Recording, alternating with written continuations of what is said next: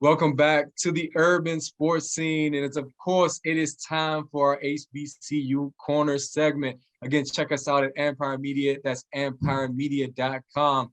So for the first time in a while, Wole, I'm going to be honest. I can say that I don't need to introduce this guest for real. Like, this guy needs no introduction. However, this is the urban sports scene. So this is what we do.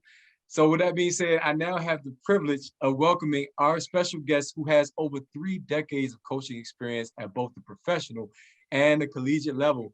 The early stages of his journey saw our guest serve as graduate assistant at his alma mater, the University of the Pacific.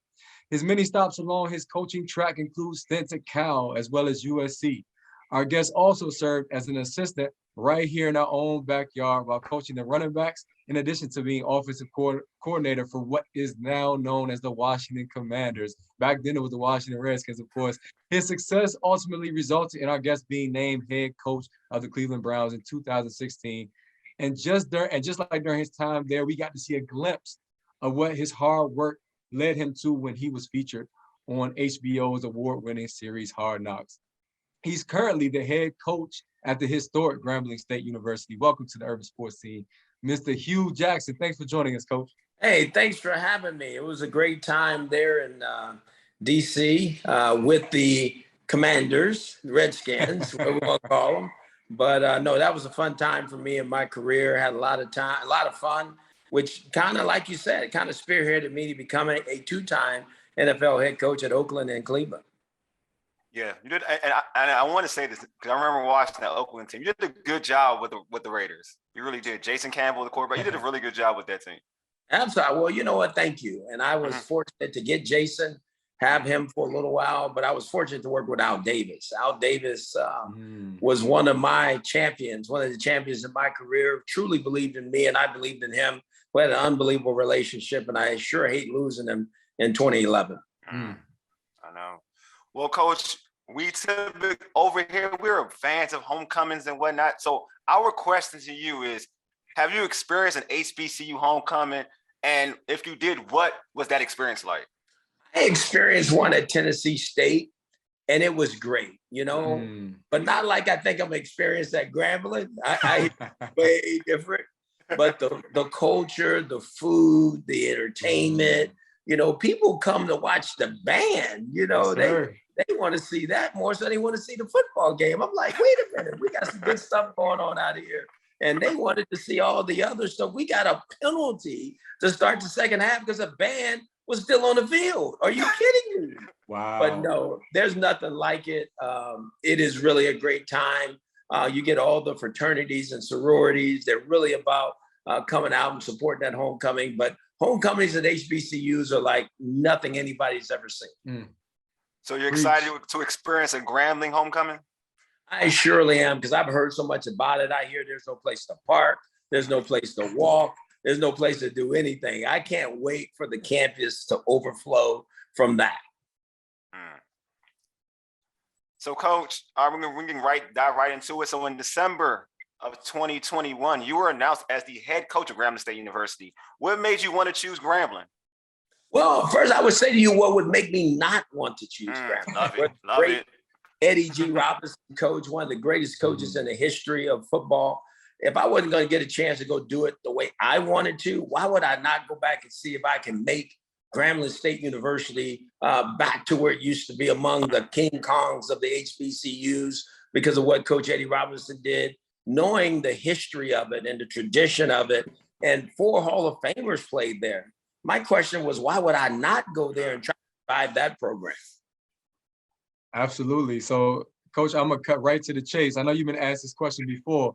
You have over 3 decades of coaching experience. You don't even look old enough to have been coaching for 30 years, to be honest.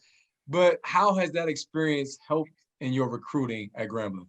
You know, I've seen it all and kind of done it all. I've coached and recruited Heisman Trophy winners to guys who've been all pros, to guys who've been just NFL players. So I kind of have a vision of what it looks like, you know, and so I can impart that to my staff. We can go build a roster that best fits us so I can help in that area. I've coached every offensive position. I've coached on defense. I've coached on special teams. So it's not a phase of offense, defense, or special teams I haven't coached.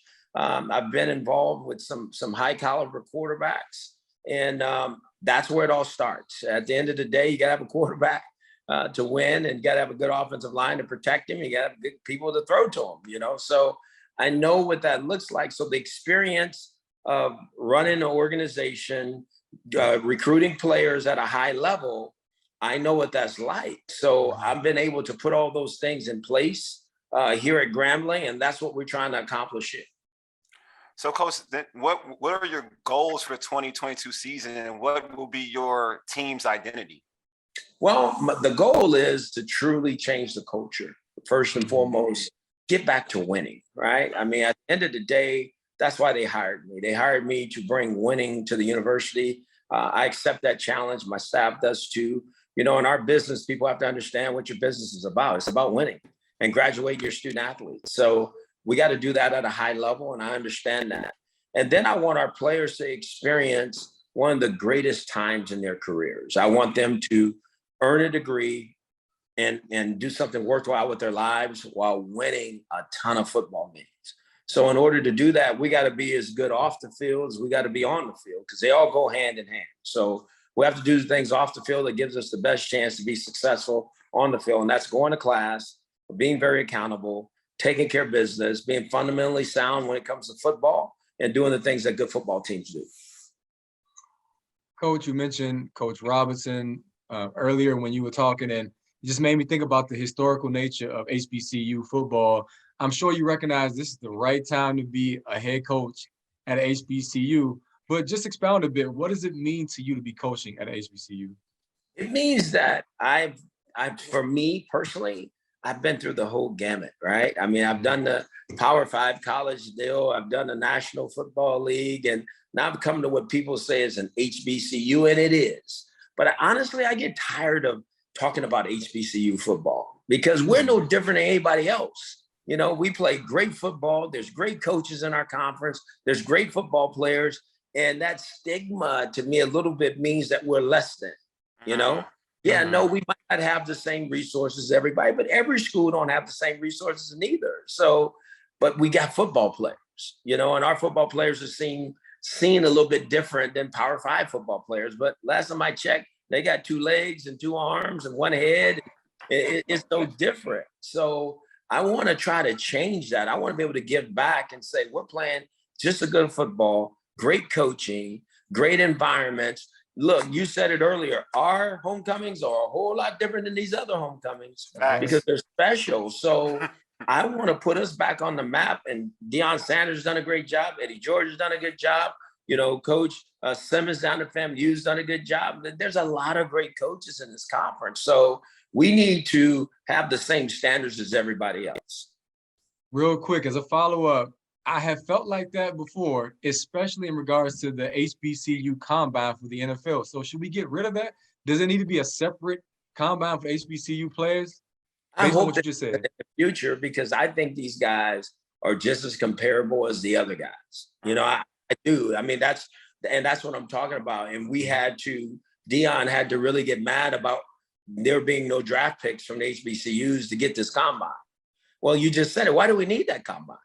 Just invite more players to the freaking combine and give some of these guys an opportunity. Let them compete on a daily basis with these people, whether it be in the meetings, when they have those individual meetings, or whether it be on the field when they're doing the drills. And so you can see firsthand where these guys stack, because I truly believe talent stacks itself.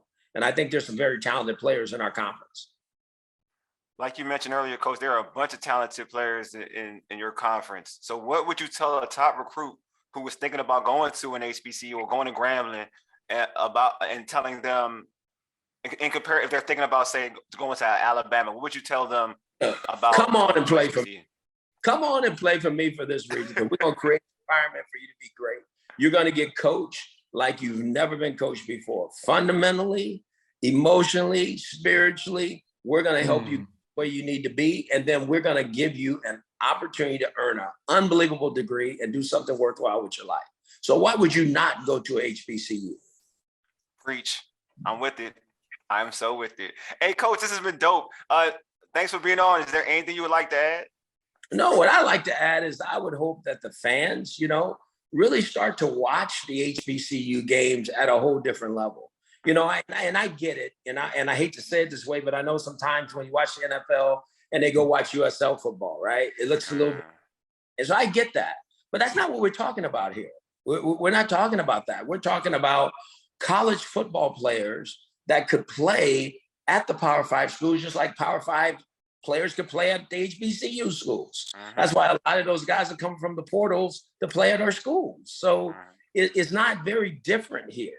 We're not coaching any different. We're not running any different plays than what they run. We're not creating any other different environment. So why not come to an HBCU, and why not get behind this movement and watch the HBCU games at a different level? Definitely. Well, Coach, thanks for being on HBCU Corner. We appreciate it. Thank you so much. You guys. Thanks Appreciate for coming you back. Give us a follow on Twitter, brother. We see you now. You got it. Yes, sir. All right, Coach. All right, man. Take care now. Thanks again. All right. Bye. Bye-bye.